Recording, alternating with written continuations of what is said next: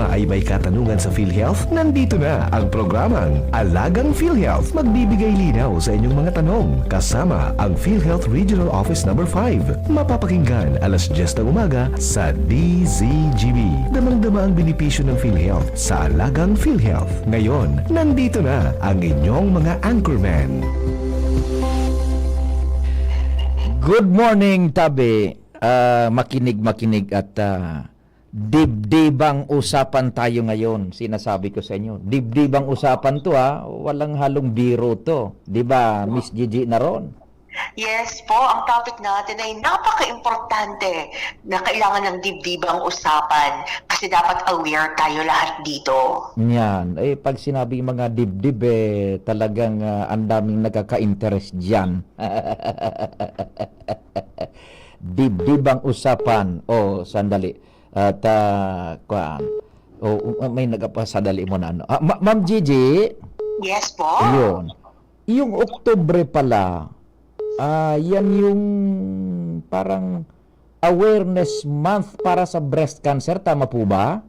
Yes po. So every October po of every year, nagkurian po itong Breast Cancer Awareness Month po. Isa to na campaign para mas ipaalam po natin sa ating mga kapwa Pilipino ang kaalaman tungkol sa sakit na ito. Yun, breast cancer, and ang dami palang nagkakaroon ng sakit nito Naku, sana wag naman na madagdagan pa. And yung may mga meron na makarecover. Ano po, Ma'am Gigi?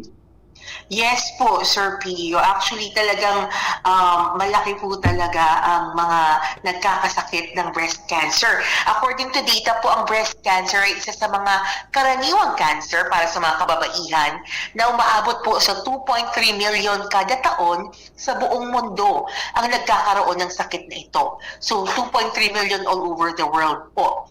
Ito rin po ang pangunahing dahilan ng pagkamatay ng pasyente para sa mga sakit na may kinalaman sa cancer. Ano po? So actually, ang cancer po is the third most common death po sa cause of death sa Pilipinas. And then sa lahat po ng mga cancer death sa Pilipinas, number 1 po itong breast cancer. Kaya maganda po na alamin po natin ang benepisyong PhilHealth para sa breast cancer. Magkano po ba ang benepisyo dyan na inilalaan doon sa hindi naman natin hinihingi, halimbawa nagka-breast cancer? Ano ba ang magkano benepisyo? Yes po. So, ang breast cancer po ay kabilang sa mga benepisyo kung nasa ilalim natin sa Z-Benefit Package. Ang Z-Benefits po, ito po yung mga package ng PhilHealth para sa mga catastrophic cases. Yung mabigat na sa katawan, mabigat pa sa bulsa. Ano po? Ito po yung mga sakit na malala at nangangailangan ng mahaba at mahal na gamutan, at isa po dito ang breast cancer. Kasi po, alam naman natin kapag tayo ay nagka-cancer, any type of cancer, kahit hindi po breast, hindi po ito yung isahang confinement lang, Sir Pio, tapos uuwi ka na, di ba? Matagal po ang proseso, matagal po ang treatment period nito, kaya naman po gusto natin na ipaalam sa ating mga members na merong package dito ang PhilHealth under Z-Benefit Package na abot hanggang 1.4 million at maaaring ma-avail sa mga contracted hospitals natin for Z-Benefit. Dati po ang package natin dito, 100,000 lang, and nagkaroon po tayo last year lang ng 1,400% increase. Ginawa natin pong up to 1.4 million pesos ang maaaring ma-avail through Z-Benefit Package, depende po sa mga gagawin sa kanya ng mga medical intervention. So, yung 1.4 po, depende po sa gagawin. For example po, kapag kayo ay nag-apply for Z-Benefit Package sa breast cancer, pag ginawan kayo ng diagnostic test, up to 3,500 po nun ang covered ng PhilHealth. Ang prognostication, so aside from diniagnose kayo, tinignan din po kung anong stage kayo, yan po is up to 11,400 pesos. Ang surgery naman po, mastectomy sa ating Z-Benefit for breast cancer, i-cover po ng PhilHealth up to 140,000 pesos. Ang chemotherapy naman po, aabutin na ng, i-cover ng PhilHealth up to 198,000 pesos. Hormonotherapy, up to 36,000 yearly. Targeted therapy, up to 1 million pesos po yan. And then surveillance, yung pag-check up po, yung pag-monitor sa inyo, even after the surgery, even after the chemo, up to 14,000 pesos. So basically, aabot po ng 1.4 million pesos ang ma-avail ninyong serbisyo under Z Benefit Package for breast cancer. Yun. So, yan yung mga benefits parang in a package, ano? Ano yung mga serbisyo naman na makukuha na nasa Z benefits na para sa breast cancer? Anong mga serbisyo po yun? Yes po. So, ang goal po ng Z-Benefits ay maibigay sa pasyente ang kumpletong yugto ng gamutan. So, hindi pwede mag-stop lang sa surgery po. Kasi ang alam po natin, ang cancer po, hindi lang yan basta-basta na baka surgery, okay na po. Marami pa po tayong dadaanan ng mga therapy, chemotherapy, hormonotherapy, at iba pa. So, dito po, dapat po maibigay na contracted na facility sa pasyente lahat na kinakailangang serbisyo para sa paggamot ng breast cancer. Kaya naman po, pinipili lang po natin yung mga facilities na pwedeng magbigay ng serbisyong ito.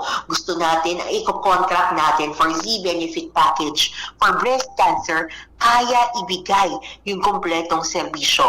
At kapag sinabi po natin na kompletong serbisyo, kasama na rito yung room and board, gamot at laboratorio, paggamit ng operating room, professional fee ng doktor, at lahat po ng kinakailangang serbisyo or mandatory services gaya ng baseline CBC, creatinine, fasting blood sugar, calcium, ECG, at iba pa para sa preparasyon sa paggamot. Meron din po ng CP clearance at surgery at iba-iba pong mga test tulad ng alkaline phosphatase, chest x-ray, abdominal ultrasound, at iba pang diagnostic at laboratory procedures. At na-mention ko din po kanina, kasama na rin ng chemotherapy, hormonotherapy, at anti-emetics. So kung nakikita nyo po, napakarami po na i-cover niyang serbisyo at hindi lang po ito isahang pagpasok sa ospital. Ano po, kundi all throughout the treatment period po ng pasyente by breast cancer, lahat po ng mga serbisyo na kinakailangan niya ay i-cover po nito na Z-Benefit Package. Ito ang mga dapat nalalaman ng komunidad. Ito ang mga dapat nalalaman kasi may mga alon tayo na namumroblema, mayroong nadadiagnose na ng breast cancer pero they don't know how, saan kukuha ng pera. Meron pala sa PhilHealth So, dapat malaman to. So, ano ang kinakailangan para makwalifika ka dyan sa Z Benefits? Yes po. So para maging qualified po sa Z-Benefit Package for breast cancer, kinakailangan po na dapat po pumunta kayo dun sa Z-Benefit Package provider natin para kayo ay magpa-pre-authorize. Now, noong panahon po para makapag-avail ng Z-Ben for breast cancer, kinakailangan po yung patient na diagnose lamang po nasa stage 0 to stage 3A pa lang po ng breast cancer. Pero noong 2024 po, lahat ng stages po eligible na. So, ibig sabihin, starting from stage 0 to stage 4, covered na po ng Z-Benefit Package natin. Ang kinakailangan lang po natin gawin, sumailalim tayo sa pre-authorization na tinatawag natin dun sa contracted na facility ng PhilHealth para sa breast cancer. Bali, i-evaluate po kayo ng doktor kung ang kaso po ng pasyente ay sakop ng Z-Benefit Package natin. Now, for example po, nagawa na po ng contracted facility yung pagsusuri ayon po sa nakasaad na stages ng breast cancer. Dapat po mag-submit na po yung facility ng pre-authorization sa PhilHealth para ma-approve din po ng opisina namin ang paggamit ng Z-Benefit. Ang pre-authorization po ay ipinaprocess ng PhilHealth sa loob ng 7 araw or 7 working days. Kinakailangan po ang pasyente ay may natira po at least 1 day lang po sa kanyang 45-day allowable limit na benefit sa PhilHealth para sa 1 taon. Di ba po kasi Sir Pio, pag tayo ay PhilHealth na member, we are given 45-day hospitalization, dapat po may at least one siya na available para ma-avail po itong Z-benefit package natin. Sa mga karamihan kasi ang notion is breast cancer, babae. How about sa mga lalaki? Pwede ba yan na magamit din? Actually po, tama yan, Sir Pio. Ang lagi natin iniisip, babae lang nagkaka-breast cancer. But there is a small percentage din po na mga lalaki. May mga lalaki din po na nagkakaroon ng breast cancer at sila po ay maaari din gumamit ng Z-benefit package natin para dito. Meron kasi tayong mga ilang porsyento talaga na nagkakaroon ng breast cancer at dahil nga sabi nila, Sir Pio, gender equality tayo, di ba? Lahat tayo, basta kinakailangan ng serbisyo, mapababae, mapalalaki, basta meron pong diagnosis ng breast cancer, pasok po sa ating stage 0 to stage 4 at approved ang pre-authorization, maaari pong makagamit nitong benepisyong Z-benefit package para sa breast cancer. Sakop ba yung biopsy procedure niyan? Opo. So, yung biopsy procedure ay hindi po siya covered for the Z-benefit package, pero meron po tayong all-case rate sa PhilHealth para dito. Yung all-case rate po, ito po yung mga ordinaryong inpatient benefits natin sa PhilHealth, kung saan ang pasyente ay pwedeng may ma-avail na procedure at bawat karamdaman or procedure may katumbas na amount. Now, under ang biopsy ng PhilHealth, may mga package rate po tayo dyan. Kapag iba-biopsy po yung ating breast through needle core, meron tayong package for biopsy na 4,732 pesos. Pag incisional breast biopsy naman po, 7,228 pesos. So, ibig sabihin po, kahit yung biopsy, wala din sa Z-benefit coverage natin, meron pa rin pong benepisyong PhilHealth under all case rates para ma-cover po yung biopsy ninyo. Di ba may pre-authorization na kinakailangan? Ano yung mga serbisyo na nangangailangan ng pre-authorization? Opo. So, kailangan po ng aprobadong pre-authorization para sa mga sumusunod na serbisyo sa Z-benefits para sa breast cancer. Ito po yung surgery, chemotherapy, hormonotherapy, targeted therapy, at surveillance. Ang isang aprobadong pre-authorization po ay magagamit para sa lahat ng serbisyo na... Hello? Ma'am Gigi, eto. Naputol yung call ko, Ma'am Gigi. Ako yung tatawag, ha? Yan. Doon na tayo sa anong mga serbisyo ang kailangan ng pre-authorization. Ng PhilHealth. Yan. Sige. Yan. Naputol tayo dun sa mga pre-authorization yung kailangan ng pre-authorization ng PhilHealth. Anong mga serbisyo yun? Opo.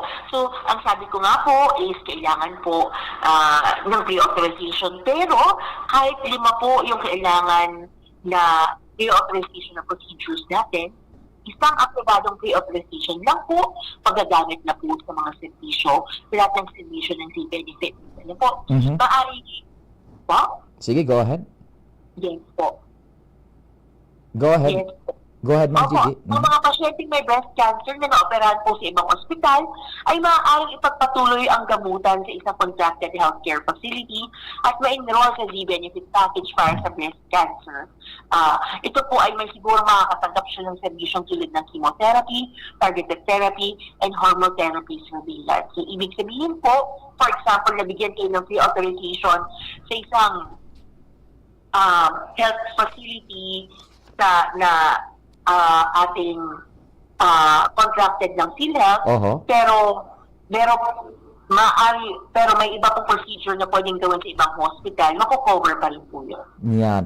So, saang mga pasilidad pwedeng ma-avail yan ng mga pasyente ang benefits para sa breast cancer? Yun. Opo. So, meron po tayong mga contracted facilities sa bawat case para sa kompletong listahan. Pwede niyo pong bisitahin ng aming website, www.philhealth.gov.ph. Hindi po lahat ng accredited na facility ay automatic contracted na facility para sa Z-benefit package. Ano po? Magkakaiba po ito. Huwag po natin naisipin na porket accredited yung isang hospital, makakapag-avail na tayo ng Z-benefit package po. Meron lang tayo ng mga filling facility na kinocontract natin for the benefit package kasi gusto po natin na lahat ng serbisyo na kinakailangan para sa package na yon ay available doon sa facility na iyon. Ang contracted na facility po ay may kakayanan dapat magbigay ng serbisyo o kompletong treatment para sa mga kasong pinag-uusapan po natin. For example, dito sa the benefit for breast cancer, dapat kaya na magbigay ng surgery, chemotherapy, hormonotherapy, targeted therapy, at surveillance para sigurado po na makakapag-avail ng benepisyong buong-buo yung ating pasyente. Now, ang mga contracted facility po para sa breast cancer dito sa Bicol Region ay ang ating Bicol Regional Hospital and Medical Center or BRHMC dito po sa Legazpi City at ang ating Bicol Medical Center sa Naga City. At ang BRHMC po natin, dito sa Albay, aside from breast cancer, available din po sa kanya yung benefit package natin for acute lymphocytic leukemia, prostate cancer, at coronary artery bypass graft. And then sa Bicol Medical Center naman po sa Naga, aside from breast cancer, available din po sa kanya yung prostate cancer, kidney transplant, at PD first or peritoneal dialysis na package natin under the benefit package. So ito po na Bicol Regional Hospital and Medical Center natin dito sa Albay at Bicol Medical Center sa Camarines Sur, makakasigurado po tayo na meron silang mga pasilidad para mabigay ng kompleto ang mga serbisyo at treatment na kinakailangan para din po sa mga malulubhang sakit na na-mention ko. May babayaran ba ang isang pasyente kapag nag-avail niya na Z benefits? Opo. So, meron tayong mga member po na sakop ng tinatawag natin na no balance billing policy mula sa sila o no co-payment ayon sa UHC law. Sila po ang mga member na ma-admit sa basic o ward of accommodation ng facility. Kapag ganun po, ay wala na po dapat silang babayaran. Samantala naman pong pwede pong magtakda ang mga facility ng negotiated fixed co-pay para sa mga hindi qualified sa NBB or no copay. So, possible po, kung pasok po kayo sa no balance billing, wala na po kayong babayaran. Pero, kung meron man po kayong babayaran, meron po tayong negotiated or fixed copay. So, bago pa man po kayo gawa ng mga procedure na yun, i-inform na po dapat kayo ng facility na may copay pa kayong babayaran. Para aware kayo, hindi kayo nabibigla na may babayaran pa pala kayo after.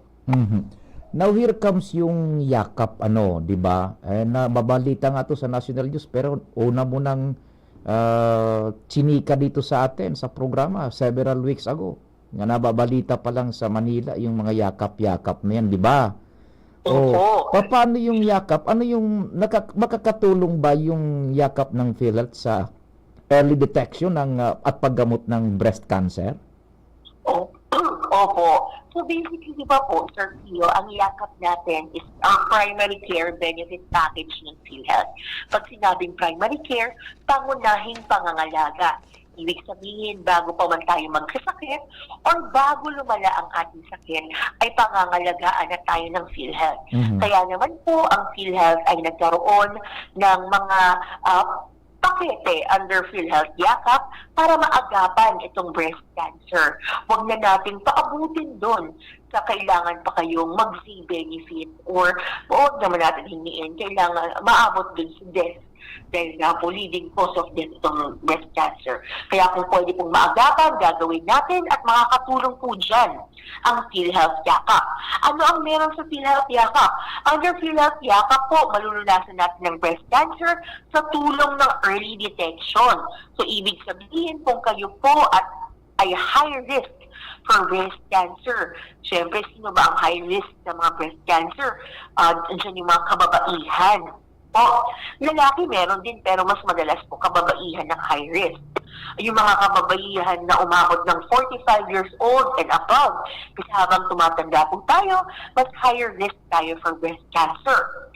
Another higher risk for breast cancer naman po ay yung may history po ng breast cancer sa kanilang pamilya. Now, kapag kayo po ay pasok doon sa mga criteria upon assessment ng inyong yakap physician during your first patient encounter, nakita niya na meron ka pong high risk for breast cancer, pwede po kayong i-recommend ng inyong yakap physician na mag-avail ng ating mga screening tests for breast cancer. Dalawa po yan under yakap. Una is the mammogram. Ang mammogram covered po ng PhilHealth ang up to 2,610 pesos. And then breast ultrasound, 1,350 pesos na maaari nating ma-avail sa mga accredited yakap screening facilities. Ano po? So, ibig sabihin po, kapag high risk kayo, maaari kayong ma-recommend ng inyong yakap physician para mag-avail ng mammogram at breast ultrasound. Uulitin ko po, ito po ay according pa rin po sa rekomendasyon ng inyong yakap physician. Hindi po dahil gusto lang ni Sir Pio mag-breast ultrasound, ay pwede siyang mag-breast ultrasound. Ano po? Nakadepende pa rin po sa recommendation ng doktor based sa assessment sa inyo at sa inyong medical history. Na, ano pa po ba ang mga sintomas na pwedeng mag-cause for your physician to recommend ito pong mga screening test natin. Una po, meron kayong bukol or pangangapal sa inyong chest or suso or sa ilalim ng kilikili. Pwede rin pong pamamaga kahit walang bukol sa inyong dibdib. Pagbabago sa hugis, laki at itsura ng inyong breast. Dimpling or balat na parang orange. Ano po? So, kung nakita niyo yung balat ng orange, ganun po yung itsura ng skin sa inyong chest. Ano po? And possible din po na pwedeng symptom para i-recommend kayo for breast ultrasound and mammography is kung meron kayong pananakit, pagbabaliktad, or pangangati po ng inyong nipple. So, yun po usually yung mga symptoms kapag kayo ay may breast cancer. Ngayon pa lang po, kapag meron kayo, pwede na kayong pumunta sa inyong pinakamalapit na yakap facility para ma-check po kayo at i-recommend po kayo para dito sa mga screening test natin. Mahalaga pong magpatingin agad sa mga accredited yakap clinic. Sa PhilHealth Yakap, may libre po tayong primary care check-up, laboratory tests, cancer screening tests, at gamot ayon po sa payo ng inyong doktor. So, kaya kung ako po sa inyo, magpayakap na kayo sa PhilHealth. ano yung magiging mensahe nyo sa mga miyembro tungkol dyan? So, ang mensahe po natin dahil nga po ang October ay Breast Cancer Awareness Month, pinapaalala ko po sa lahat ng sakit na breast cancer po ay karaniwang sakit sa mga babae. Dapat po maging aware tayo sa mga palatandaan ng sakit na ito at hindi ng mga advice po ng mga professional, medical professional tungkol sa sakit na ito. Meron pong benepisyo ang PhilHealth para dito na makakatulong sa inyo. Para po sa Z-Benefits, mahalagang maintindihan na meron tayong pre-authorization para dito para malaman kung kayo ay kwalipikado o hindi. Ito ay ma-avail lamang sa mga contracted na facilities ng PhilHealth for Z-Benefit Package for Breast Cancer. Again, dito po sa Bicol Region, andyan po ang ating Bicol Regional Hospital and Medical Center sa Albay at Bicol Medical Center sa Naga City, Camarines Sur. Sa mga hindi naman po kwalipikado sa Z-Benefits, ang benepisyo ay maaari din pong mabayaran sa ilalim ng case rates ng PhilHealth. Para sa early detection po, meron din tayo ng screening test under PhilHealth Yakap. Hindi po tumitigil ang PhilHealth sa pagbuo pa ng ibang benepisyo para sa kapakanan ng ating mga miyembro. Kaya tumutok lang po dito sa ating programa sa Alagang PhilHealth sa DCGB para mas malaman pa po ang inyong mga benepisyo at mga updates sa inyong benefits at membership sa PhilHealth. Yun, so niyayakap ka na, ini-screen pa yung breast, di ba? Yes po, opo. Sabi nga natin, early detection is better than cure. Diba? Yan. May yakap na yung PhilHealth, may screening pa sa breast. Yan. Ikaw ha? O di paano, Miss Philippines, Miss Aruba 2025. Ano pang dagdag na mensahe mo dyan from PhilHealth? Lalo naman sa Aruba, napakalayo. Hindi ko pwede miss Legazpi City na lang. So, paalala ko lang po sa ating mga tagapakinig, sa ating mga members na siguraduhin po nating updated ang ating contribution, maging ating records upang tuloy-tuloy po ang pagkamit ng benepisyo at mas marami pa tayong matulungan. Tandaan po, walang bayad ang pagkuha ng PhilHealth ID at member data record. Ulitin ko po, libre ang pagkuha ng ID at NDR. Mag-ingat po tayo sa Hello, Ma'am Gigi. Hello, nawala yung audio. Tawagan ulit natin si Ma'am Gigi. Nawawala yung audio, ano? Nawala yung audio. Go ahead, Ma'am Gigi. Go ahead, naputol tayo. Yes, opo. Mag-ingat po tayo sa mga kumakalat na online fixers na nag-aalok ng serbisyo ng PhilHealth. Bukas po ang aming opisina Lunes hanggang Biyernes, alas 8 ng umaga hanggang alas 5 ng hapon. Bakit po kayo magbabayad sa mga online fixers kung libre lang naman po ito sa aming mga opisina? At kung sarado naman po ang office namin, pwede kayo mag-message kung may mga katanungan kayo sa aming Facebook page, PhilHealth Regional Office 5 Bicol Region, or tumawag sa 24/7 PhilHealth Action Center 8441-7442. Again, maraming salamat po sa lahat ng nakinig ngayon dito sa ating alagang PhilHealth. Makakaasa po kayo na ang PhilHealth ay kaagapan ninyo sa inyong pangangailangang medikal. Ako po si Gigi Naron ng PhilHealth Regional Office 5. Marahay na aga, Asintos Mabalos po. What time is it, Miss Beautiful? What time is it? Yes, time check. It is now 10:27. Good morning and God bless po sa inyong gabos. Goodbye, Sir Pio. Thank you so much sa mga tugang si Ma'am Gigi Naron from PhilHealth. Salamat kan sa inyong pagantabay. Mahal na amang Diyos ang magbantay. Inyong napakinggan ang Alagang PhilHealth. Makinig muli sa susunod na Huwebes, alas 10 ng umaga, dito sa DZGB. Alagang PhilHealth. Hatid sa inyo ng PhilHealth Regional Office No. 5. Maraming salamat po sa inyong pagsubaybay.